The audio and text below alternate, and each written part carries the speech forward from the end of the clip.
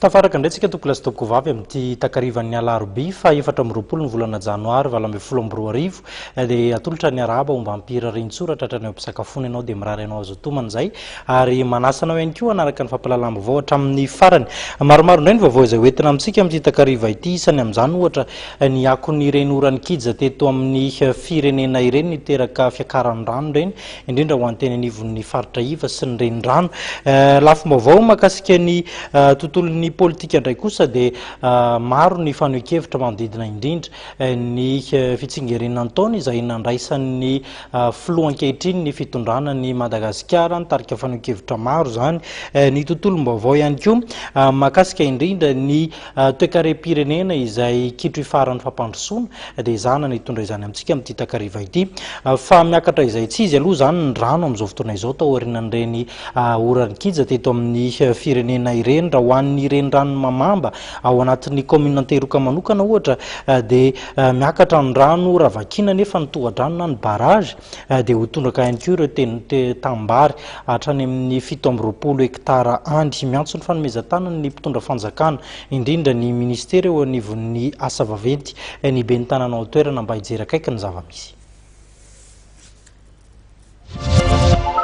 Toy izao ny ahavon'ny rano eo amin'ny ranony Mamamba fokontany Amboaroy komina Anteroka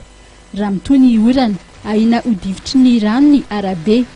ahina ihany koa ireo tanimbary 720 hektara eo raha ny fanamariana netiny ben'ny tanànany komina Anteroka tena toerana ny tolakandro teo. Zavatra mitranga zany azonao dia le problema le rano satria le rano avy zany no atahorana mihitsy vatika satria raha vatika orana dia mbola be dia be le vary eny tanimbary dia maty daholo le vary ary hitanao hiantsinana rehetra rehetra efa midobo-drano daholo ny trano ny olana amin'izao fotoana izao dia misy mangataka mihitsy vary barazy kanefa raha vaty barazy tia dia feno rano be tia dia tondraka daholo ny tanimbary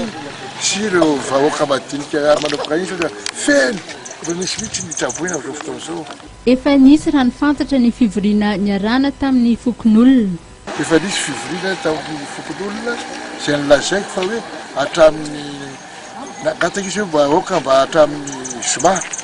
nefa rehefa tonga ny zoma ny jerena mbola tsy afaka ihany dia nangataka zao hoe hatramin'ny latsinainy dia samiaka ny variny ny daholo dia rehefa avy eo hodiniany hoe vana amin'izay hoe le barage tia mba andeha le rano problema nefa dia zao raha voaka ty rano ty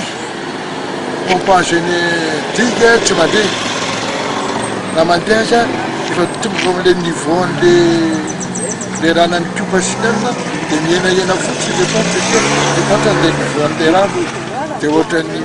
molina problema anankiray mandeha koa zany zavatra anak'izay kanefa ny fandrina aloha dia oka mba tsisy io rano dia tonga ny latsinainy dia vana amin'izay le barage. Tapaka ny lalana ety atoerana ary efa nisy ireo gonina ny tsenana ny lavaka izay nateraky ny fianjeran'ny tany mariana fa misy fantsonjirama ao anatin'io lavaka io miantso ny fitondram-panjakana hijery akaiky ny ety an-toerana ny ben'ny tanàna Anteroka ahina ho potika ny vary amin'ireo tanimbary ny totaly 720 hektara ireto miantso ny ministeran'ny asa vaventy ihany koa ny tenany satria dia lalana ifamezivezen'ny olona maro ny ety Amboaroy manamorona ny ranony Mamamba ity.